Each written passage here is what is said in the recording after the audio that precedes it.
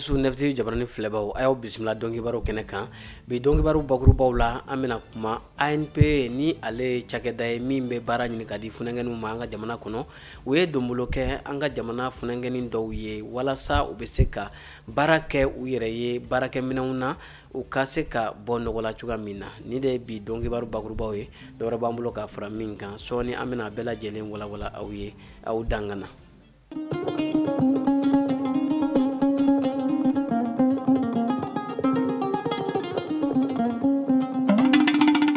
Ansu kokura a y'aw bisimila bi juma desanburu kalo tile 11 dɔnkibaro kɛnɛ kan i n'a fɔ an da tora la bakurubaw la cogoya min na an ka jamana cakɛda min ɲɛsin bɛ ka baara ɲini ka di funɛngɛniw ma ni o ye ANP ye u ye donbolo kɛ Bamako marabolo funɛngɛni dɔw ye ni minnu bɛ kɛnyɛrɛ ye baaraw la ka minɛnw d'u ma u ka se ka baara kɛ u yɛrɛ ye ka yiriwa sɔrɔ k'u yɛrɛ dɛmɛ ka se ka maa wɛrɛ dɛmɛ a kɛnɛ ɲɛmaaya tun bɛ an ka baarako minisiri bolo Bakari Kone ale fana tun bɛ nefti cu a la a y'an sama min na an ka jɛ k'an ɲɛmadaw fɛ. N bɛ baara ɲini mais ni yɛrɛ ye yɛrɛ ka baarakɛla yarɔ o ɲɔgɔn tɛ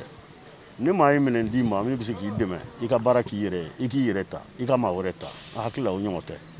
denmisɛnninw caman bɛ yen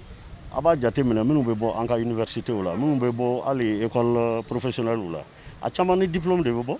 mais baara tɛ yen u bɛ yala don o don n'u ka diplôme bɛ baara ɲini n y'o de fɔ n balimamuso ye sisan jeune dɔ delila ka se ma k'ale bɛ baara ɲini la n k'a ma n ko n terikɛ e yɛrɛ ye baara ye k'a ta i kun na fo i sen na a ko cogo di n ko maa min y'i coiffé o jɔn ye ko coiffeur maa min fini min b'i kana o ye jɔn ta ye ko tailleur de y'a kala n ko tuma i fana bɛ se k'o ɲɔgɔnna kɛ n'i y'o kɛ i b'i yɛrɛ ta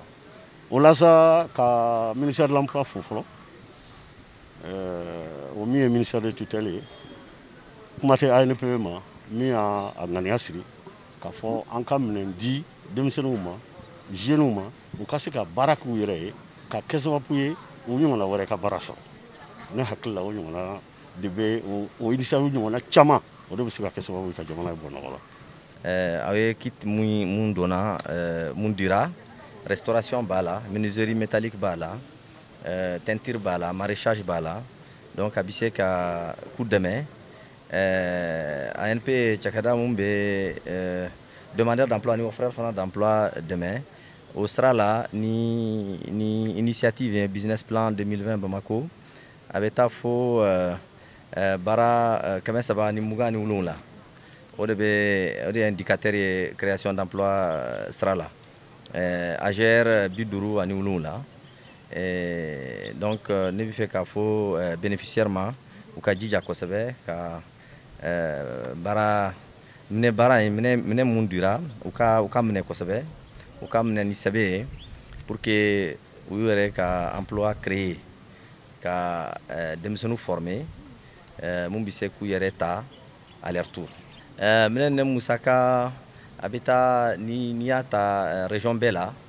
a bɛ taa fo 1,200,000 na parce que Bamako dɔrɔn tɛ Mali région bɛɛ la donc o sira la fonds rotatif de do c'est-à-dire u bɛ di mun y'a sɔrɔ u bɛ remboursement kɛ pour que dɔ bɛ se ka sɔrɔ donc ne bɛ fɛ k'u fɔ ye u ka encouragement yɛrɛ ta ka hakili ɲuman kɛ et puis an ka collectivité mun ye sigida ye n bɛ fɛ k'a fɔ fana maire mun bɛ yan commune 3 ta mun bɛ Bamako tan ye u ka dɛmɛ suivi la pour que nin projet ka kɛ succès pour que denmisɛnninw bɛ se ka dɔ wɛrɛ bɛ se ka dɔ sɔrɔ. donc an bɛ min fɔ ye wulada in na nafolo dɔ de bɔra nin na u k'u jija minɛn ninnu a minɛko ɲuman a kana tiɲɛ u bolo o de bɛ se ka kɛ sababu ye mɔgɔ tɔw fana olu fana ka se ka garisigɛ a la sini ma donc an b'a ɲini u fɛ u ka minɛn ninnu u k'a minɛ ka ɲɛ a taara ni kan mun ye a taara ni layidu mun ye a layidu ka se ka timɛ o de bɛ se ka kɛ sababu ye ka garisigɛ di maa wɛrɛw ma an bɛ dugawu kɛ an ka jamana ala ka basigi ka jamana kɔlɔsima ka nin kɛ fiɲɛ bɔdaw ma. O tɛmɛnen kɔ an ka jamana cakɛda min ɲɛsin bɛ yuruguyurugu kɛlɛli ma ni o ye OCLEI ye yuruguyurugu kɛlɛli dɔgɔkun hukumu kɔnɔna na u ye lajɛrɛ kɛ bi sɔgɔmada in na walasa ka kalan kɛ an ka jamana kunnafonidilaw kunna u ka se ka maaw lafaamuya min ye ka i ka nafolo hakɛ fɔ n'i bɛna foroba baara daminɛ maaw ka se ka o faamuya cogoya min na Aminata Daɲɔ ani Bakari Kone olu tun bɛ yen u y'an sama min na an ka jɛ k'an ɲɛmadaw fɛ. Kunnafonidilaw jɔyɔrɔ ka bon kosɛbɛ yuruguyurugu kɛlɛli la ni kunnafoni jɛlen dili ye jamana kɔnɔdenw ma. Ɲinɛya san 3 ye, OCLE bɛ yuruguyurugu tɔgɔla dɔgɔkun ɲɛnamaya ni hakilina falen ye u ni kunnafonidilaw cɛ. Ɲinɛ san ta bilala hakilijagabɔ min minɛn kɔnɔ an ka jamana kan, o ye déclaration des biens ye. N'o ye maa minnu bɛ foroba cakɛdaw la, olu k'u ka nafolomafɛnw ni u ka nafolow kofɔ. OCLE ka sariya sɛbɛn kɔnɔna na, a yirala k'a fɔ ko jamanakuntigi, minisiriw, wasadenw, maires, finitigiw ani maa bɛ foroba cakɛda la, ko bɛɛ lajɛlen de diyagoyalen don k'i ka biɲɛ kofɔ. Diɲɛ kɔnɔ o don sigira kɛrɛnkɛrɛnnenya la k'a kɛ don ye ka hakililajigin kɛ yuruguyurugu kɔlɔlɔ min bɛ se adamadenw ma ani fɛɛrɛ minnu ka kan ka tigɛ ka se ka a kɛlɛ.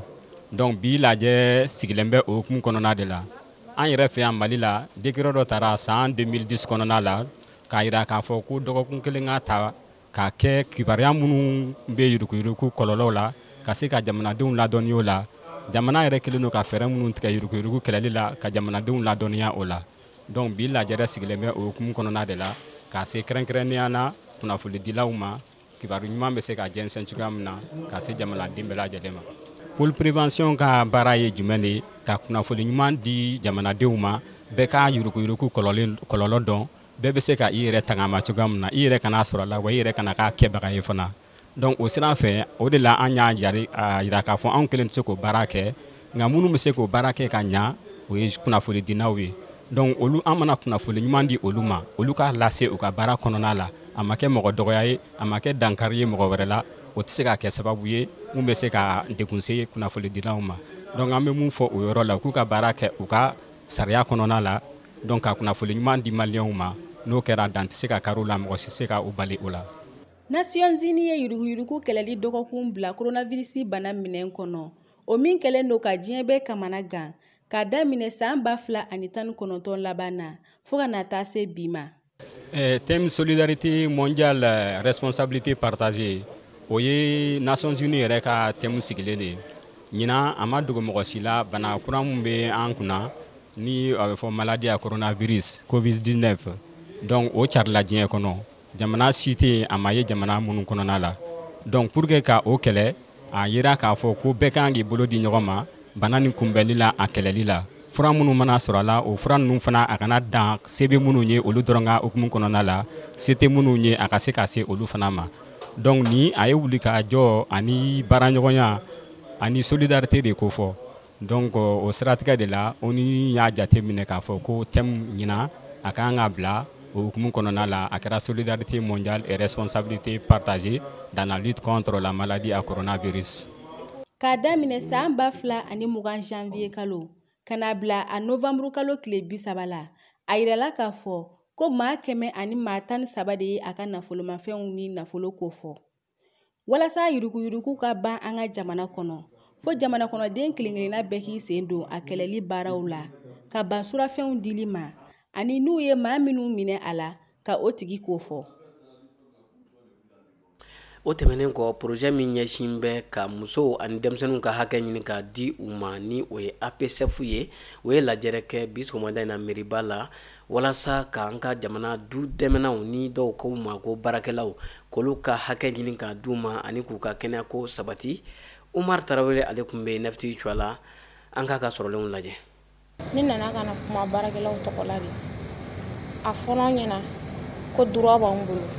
ne bolo an ka droit dɔ tun ye siyɔrɔko ɲuman ani dumuni ani ka an ka sara kɛ a kuma na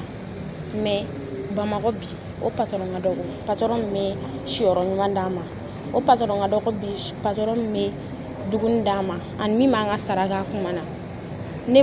an wulila bi ka se faamaw ma u k'an dɛmɛ k'an ka droit d'an ma. An welela lajɛ min na sɔgɔmada in na a ɲɛsinnen don du dɛmɛdenw ka jo sariyaw ma projet de b'u tɔgɔ la yan bi vraiment min wililen bɛ k'u jɔ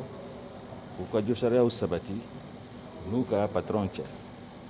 Ne yɛrɛ min filɛ nin ye ne yɛrɛ ye u jatigi dɔ ye parce que a bɛ san 20 bɔ bi parce que ne yɛrɛ ye burusi kɔnɔmɔgɔ de ye n bɛ denmisɛnninw bisimila n ka so gɛlɛya min b'u u kan u ka baaradaw la bɛ caman dɔn a la u bɛ jigin ne de kan ne de b'u ka baaraw négocier n b'u ta ka t'u di patron ma gɛlɛya caman bɛ se ka don u ka sarako la ne de bɛ wuli kan jɔ u ka sara ninnu ɲini k'a d'u ma parce que n'i y'u t'u yɛrɛ ma ka ca ala fɛ vraiment ko caman bɛ k'u la k'u to baaradaw la ni mɔgɔ t'u kɔ dɔrɔn a bɛ kɛ jigitigɛ ye u ma jogo dɔw bɛ denmisɛnnin ninnu fana na fo an k'o fana fɔ parce que a caman bɛ yen n'u nana u bɛ to dugu kɔnɔ yaala la u bɛ baaraw négocier u yɛrɛ ye n'u ye gɛlɛya sɔrɔ u tɛ mɔgɔ sɔrɔ min b'u défend donc n'u nana u ka kɛ cogoya bɛɛ la u ka jatigila ɲini u yɛrɛ la o jatigikɛ bɛ se ka kɛ sababu ye ou bien o jatigimuso bɛ se ka kɛ sababu ye n'u ye gɛlɛya sɔrɔ k'u dɛmɛ u ka gɛlɛya la caman bɛ yen n'u ye siɲɛ kelen kɛ n'u ye dugu dɔn donc u b'a kɛ ko min vraiment olu yɛrɛ sera ko la sa u tɛ se ka u mago tɛ u jatigikɛ kɔrɔw la donc n'u ye gɛlɛya sɔrɔ u bɛ maloya sisan ka se olu ma parce que u b'a dɔn u y'u janfa fitiriwaleya fana o man di ala ye donc u ka fitiriwaleya dabila u k'a to ni u jiginna mɔgɔ minnu kan k'a to olu ka t'o jigi ye pour que n'u ye gɛlɛya sɔrɔ u ka se ka bɔ gɛlɛya kɔnɔ an tɛ se ka foyi wɛrɛ fɔ ninnu ye foli kɔ parce que ni association in a bɛ komi n'u bɛ ka gouvernement jɔyɔrɔ de fa denmisɛnnin ninnu ka jo sariyaw sabatili la parce que ni association ninnu ko tɛ a caman bɛ na bi u tɛ foyi kalama mais u bɛ sensibilisation min kɛ nin ye a bɛ kɛ sababu ye u yɛrɛ bɛ jogo dɔw b'u la u bɛ jogo ninnu bila u n'u ka patron cɛ la gɛlɛya dɔw fana bɛ yen a bɛ caman b'o gɛlɛyaw la donc an bɛ association in fo u bɛ ka projet min kɛ nin ye an b'u fo k'u barikada vraiment u bɛ ka caman kɛ faamaw ka baara la denmisɛnnin ninnu ka kɛwalew ye. An ka baara an ka projet ɲɛsinnen don dudenw ka hakɛw n'u ka kɛnɛya ko bɛ se ka sabati cogo min a ɲɛsinnen don donc projet min de don a daminɛ depuis 2016 min bɛ nafolo di pour que an ka o baara kɛ o ye Yamane Suisse ye Suisse ka jɛkulu dɔ de don o jɛkulu o ɲɛsinnen don muso ni denw u ka kɛnɛya ko bɛ se ka sabati cogo min o ɲɛsinnen don o kan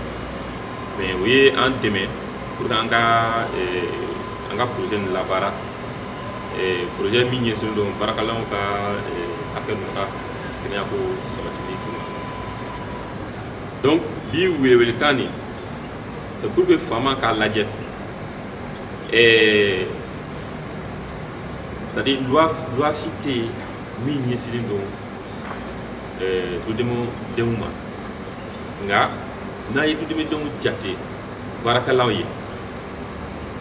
baarakɛlaw ka hakɛw bɛ se ka sabati cogo min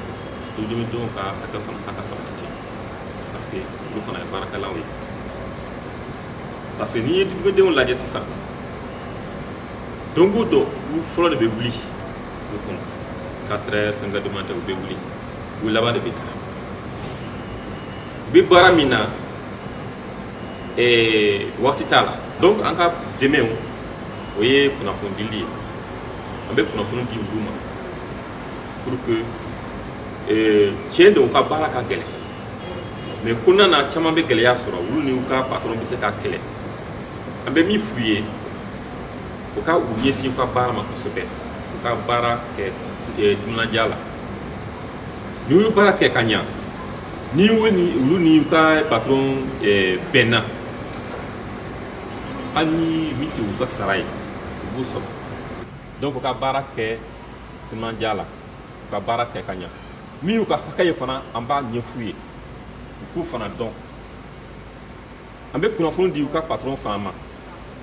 min ye u ka dudenw ka hakɛ ye u k'u dɔn u k'u bonya k'u kɛ u denw ye k'u kɛ u dɔgɔninw ye. ni ne bɛ dansigi bi dɔn kibaru la min kɔni labɛnna Nef TV jama bɛɛ lajɛlen ka wulikajɔ kɔnɔna na an b'aw fo ka waleɲuman dɔn a ka ɲamadali la ni ala ma basi kɛ an bɛna ɲɔgɔn sɔrɔ don n'a nataw la ni kɛnɛ kelen kan ka kibaruya kuraw da aw tulo kan ala ka su hɛrɛ cɛ ala k'an ka jamana basigi.